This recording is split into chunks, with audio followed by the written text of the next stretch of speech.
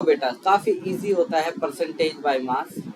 Percentage by mass अगर इसका formula देखोगे, मतलब इसको लिखने का तरीका देखोगे, तो इसे लिखा जाता है परसेंटेज, या फिर ऐसे भी लिख देते हैं बहुत सारे लोग, वेट बाय वेट परसेंटेज। अब ऊपर भी वेट है, नीचे भी वेट है। अच्छा, इससे पहले मैं एक काम करता हूँ, आपको है ना कंसंट्रेशन समझा देता हूँ।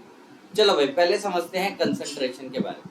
अगर हमें कंसंट्रेशन के बारे में समझना तो बहुत इजी टास्क है। कंसंट्रेशन का मतलब होता है कि टोटल जो कोई सब्सटेंस है उसके अंदर कितना परसेंटेज, कंसंट्रेशन का मतलब यही होता है कि जो टोटल सब्सटेंस है उसका कितना परसेंटेज किसी एक पर्टिकुलर सब्सटेंस का है या पर्टिकुलर एलिमेंट का है, पर्टिकुलर एलिमेंट का है। दिस इज बस कितना सा है परसेंटेज। जैसे फॉर एग्जांपल मैं आपको एक और चीज बताता हूँ। ये एक सर्कल है आपके पास, इसके 4 पोर्शन कर रखे हैं मैंने। अगर मैंने 4 पोर्शन कर रखे हैं और एक पोर्शन को कलर कर दिया, मैं आपसे पूछ रहा हूं कि हाउ मच परसेंटेज या हाउ मच पोर्शन मैंने क्या करा है, कलर करा है। बहुत इजी है, कोई ज्यादा मुश्किल नहीं है। आप कहोगे सर देखो एक पोर्शन आपने क्या करा है, कलर करा है, कितने पोर्शन थे टोटल? तो आप कहोगे सर 1 2 3 4, टोटल थे 4, 4 में से एक पोर्शन को आपने कर दिया कलर। इसका मतलब ये है, इसका मतलब ये है कि ये हो गया 1/4 फ्रैक्शन मैंने कलर करा है। ये आगे जब हम मोल फ्रैक्शन पढ़ेंगे उसमें भी काम आएगा। तो 1/4 फ्रैक्शन मैंने क्या करा है, कलर करा है। ठीक है, 4 टोटल थे, 4 में से एक फ्रैक्शन, एक पार्ट आपने क्या करा है, कलर करा है। अगर मैं फ्रैक्शन को 100 से मल्टीप्लाई कर देता हूं तो मेरा आ जाता है परसेंटेज।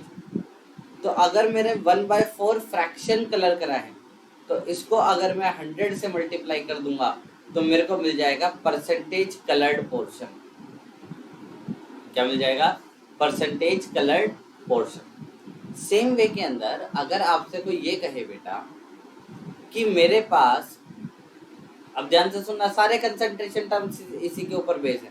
अगर आपसे कहे कोई कि मेरे पास 100 किलो की एक बोरी है, बोरी समझ गए ना, एक थैला है 100 किलो, ठीक है सर, उसके अंदर से 40 किलो मेरे पास ए नाम का सब्सटेंस है। उस बोरी के अंदर क्या था किसी को नहीं पता, बस बोरी का वजन पता था 100 किलो है।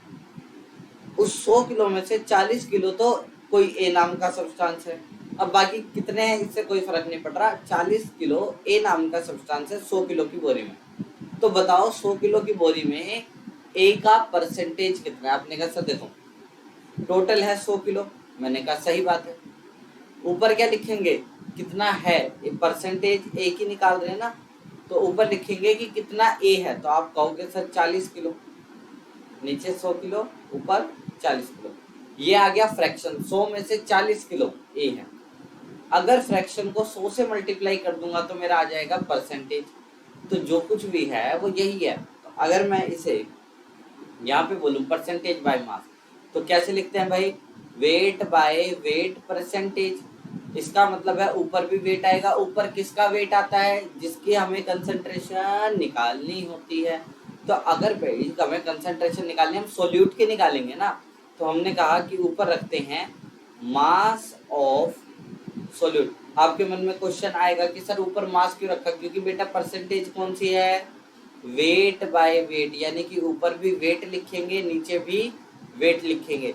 तो ऊपर किसका वेट लिखेंगे, सोल्यूट का वेट लिखेंगे। नीचे किसका वेट लिखेंगे, टोटल वेट लिखेंगे। टोटल वेट मतलब सॉल्यूशन का वेट, यानी कि मास ऑफ सॉल्यूशन।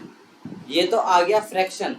अगर मैंने इसे 100 से मल्टीप्लाई कर दिया तो मेरा आ गया वेट बाय वेट परसेंटेज। ठीक है, अगर आपको जैसे फॉर एग्जांपल आपको बोला कि to present weight by weight, आपको कोई सब्सटेंस गिवन है 2% weight by weight glucose is present, glucose is present in 100 gram of solution. इसका क्या मतलब निकला, इसका क्या, या 100 ग्राम सॉल्यूशन भी हटाओ। जैसे मैंने कहा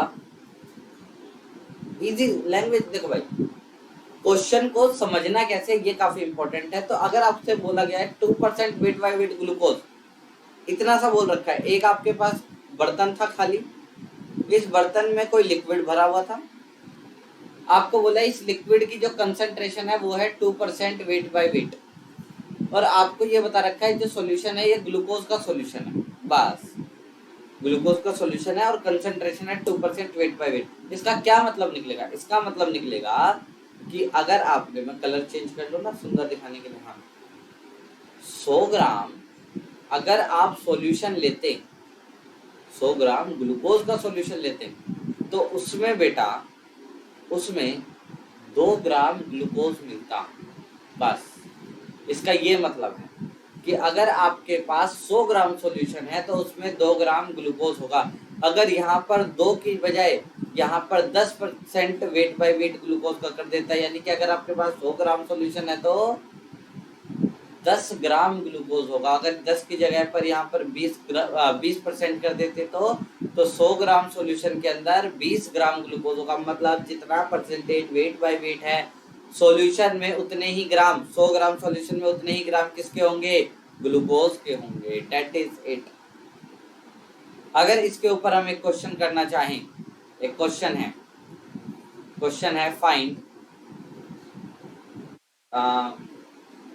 concentration of sugar solution if 20 gram sugar is dissolved in 180 gram of water. आपको ये क्वेश्चन दे रखा है कंसंट्रेशन ऑफ शुगर निकालनी है, कंसंट्रेशन ऑफ शुगर निकालनी है किसकी बेटा, शुगर सॉल्यूशन की निकालनी है। अगर 20 gram sugar is dissolved in 80 gram of 180 gram of water. तो भाई देखो अभी क्या बताया था, ऊपर लिखना है वेट जिसकी कंसंट्रेशन निकालनी है, कंसंट्रेशन किसकी निकालनी होती है, तो सॉल्यूट की निकालनी होती है। 180 ग्राम पानी है और 20 ग्राम शुगर है, तो सॉल्यूट कौन है बेटा, जो कम क्वांटिटी में 20 ग्राम शुगर हो गई। तो percentage weight by weight of sugar solution is equal to, solute कौन सा है, शुगर है, कितने ग्राम है, 20 ग्राम। नीचे भी क्या लिखना है, dissolved in 180 gram of water. तो 180 ग्राम पानी के अंदर डिसॉल्व है, नीचे क्या लिखना होता है, टोटल मास। तो 180 ग्राम तो पानी हो गया और 20 ग्राम तो शुगर भी हो गई ना बेटा, तो टोटल मास लिखना होता है नीचे। तो टोटल मास कितना हो गया, 200 ग्राम। इनटू में 100 कर दो, तो देखो भाई 0 से 0 कट गई, 0 से 0 कट गई, 2 से 10 कट गया, 10। इसका मतलब है परसेंटेज आ गई आपकी 10%। खत्म, percentage weight by wait, it is over. I hope आपको समझ में आया होगा। अगर आपको समझ में आया है तो जल्दी से कमेंट करके बता दो बेटा कि मेरे को समझ